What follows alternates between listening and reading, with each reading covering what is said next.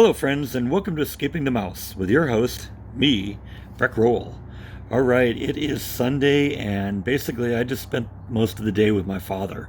Uh, he's not really had an opportunity to have any visitors since he got in the hospital a couple of days ago, and so this was an opportunity for me to go visit him.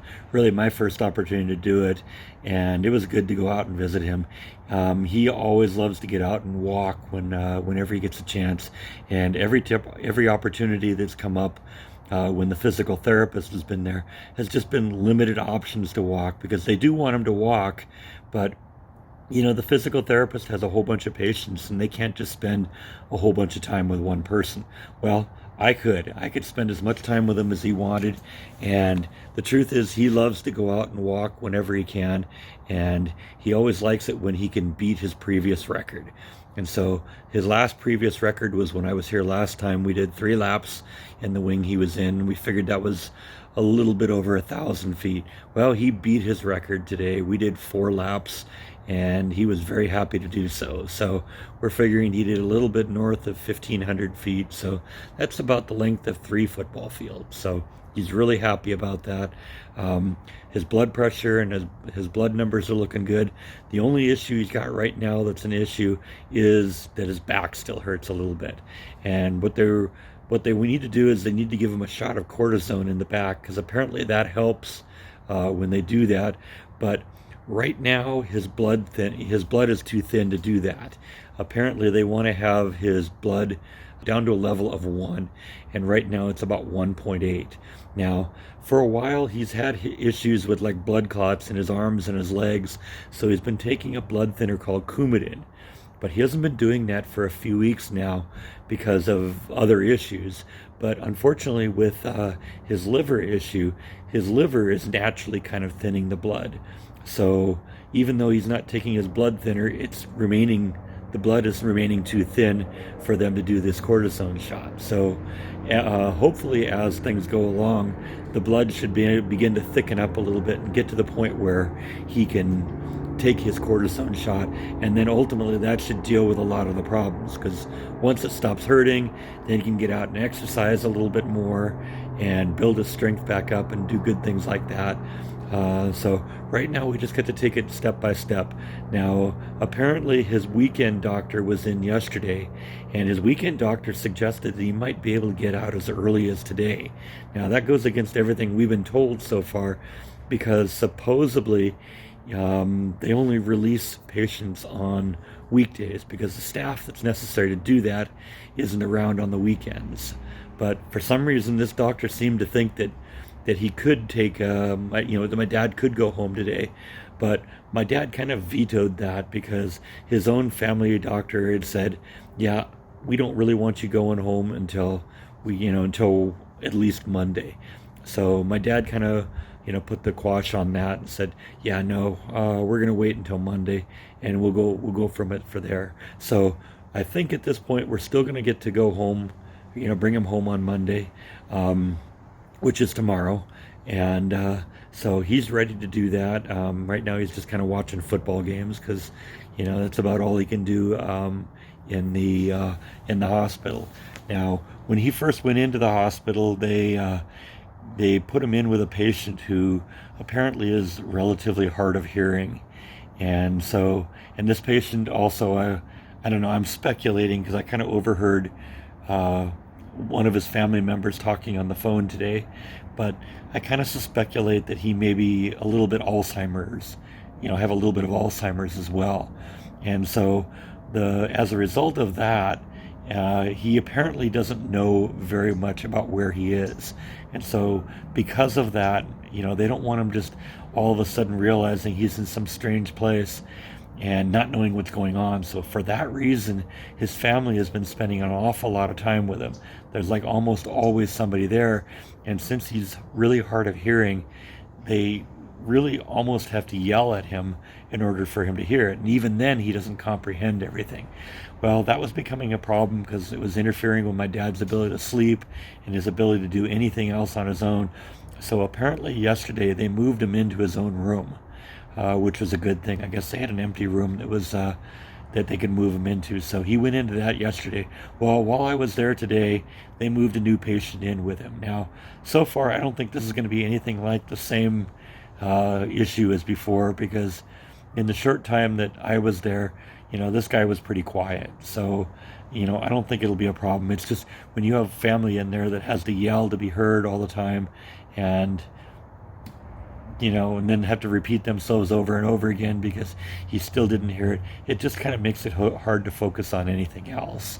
So that's kind of where we are right now. I do think that it's very likely that my father's going to be able to come home tomorrow, and I should be able to go pick him up. Now, I think I'm going to try and go visit Jordan tomorrow because he wants to introduce me to that guy who is Charles Manson's son, and maybe hopefully have him do some tarot card reading for me on those weird dreams I was having, as well as just everything else that's going on, the job prospects for me in Texas and all that funny stuff. So I think I'm going to go visit Jordan. I've already kind of told him a little bit that I may have to cut it short towards the end of the day because I may need to go home and pick up my dad. But I think we're going to start early on in the day and go visit Jordan and hang out with Jaw a little bit. And, let's see if we can get some insight into my dreams here. Jordan kept telling me I really should talk to this guy because this guy was really just remarkably accurate when it came to him. So I'm kind of interested to see what happens with that. So I think that's what we're going to do tomorrow. So, at very least, I'm going to get to see Jordan. I'm going to get to see Jaw, and that'll be fun. We were hoping that Jordan would be able to come to the Christmas party White Elephant gift exchange that we did the other day, and that didn't quite work out. So this will be a chance to see him this time, and I'm looking forward to that. So anyway, that's what I got. So while I was talking to my father today, he mentioned something that he had a little concern about. He had fallen a little bit behind on watching my videos and has been kind of binge watching for the last few days to catch up.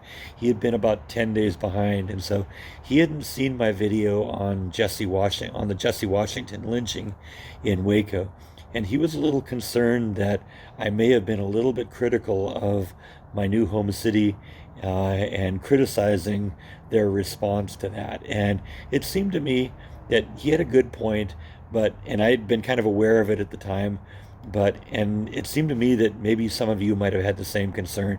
So I wanted to kind of say the same thing to you that I said to him, that while I was a little bit critical of how Waco did this, handled this issue, for so long, because it took them so long to even acknowledge that it had happened, and they tried to bury it.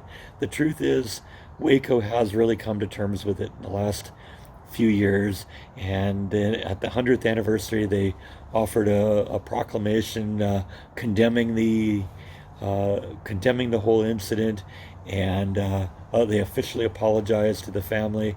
And I also sort of wanted to point out that I think one of the things that led me to believe that Waco was at least cool with what I had done is they had offered so much information to me while I was doing this. A lot of the information I was able to provide to you, I got from them. When I first started looking into the issue, I couldn't even tell if the new City Hall or the old City Hall were the building that was the building that was in place when the lynching occurred. And I ended up talking to all sorts of city officials about that. And I remember I told you how the city secretary heard what I was doing and printed out a copy of a newspaper article inviting the city to the opening of the new city hall, and providing a vintage image of the old city hall from 1890 that would help me prove conclusively which building existed at the time that all happened. I got basically a lot of opportunity to wander around the old courthouse. The whole sheriff's department let me in there and basically allowed me to wander around. And I even was in the courtroom where the trial took place. Now, I tried to get an opportunity to shoot video footage in there. I was unable to do so because I needed to be able to get the permission of the actual judge who was in charge of that courtroom, and he was away at lunch at the time, so I was unable to do that. But I suspect if I'd stayed around a little while, that I would have been able to actually get in there. Well, I actually was in the courtroom, but actually shoot some footage in it. So, I don't think that the city of Waco is going to have any problems with the way I've reported that story. Like I said, I believe they've come to terms with it and accepted how evil it is, and they've apologized for it and condemned it wholeheartedly. So, like I said, my father was concerned about that, and I brought all that up to him. And it seemed to me that if he was concerned about it, some of you may have been also. So I just wanted to clarify that, make sure that everyone understood that.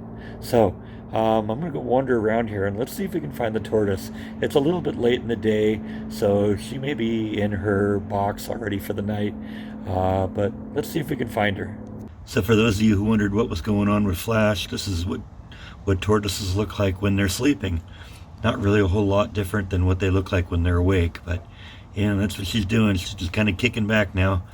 She's got a little box that she can sleep in when she hibernates, but usually when it's still warm out, she'll just find some corner to pull into at night, and that's where she'll sleep at night. So I'm guessing this is a place that she chose for tonight, and she'll be safe here. That's the only real issue, is if she chooses a place where the sprinklers come on, and if that happens, then she'll just find herself having to relocate at 2 in the morning when the sprinklers come on. So anyway, yeah, that's how Flash is doing. Maybe as we get later in the week, there'll be another opportunity to see her out and about. But since I spent most of the day visiting my father today, we kind of missed the prime tortoise viewing opportunity. So anyway, I hope you enjoyed this video. Thank you as always for watching, and I will see you next time on Escaping the Mouse. Good night. Pleasant dreams, Flash.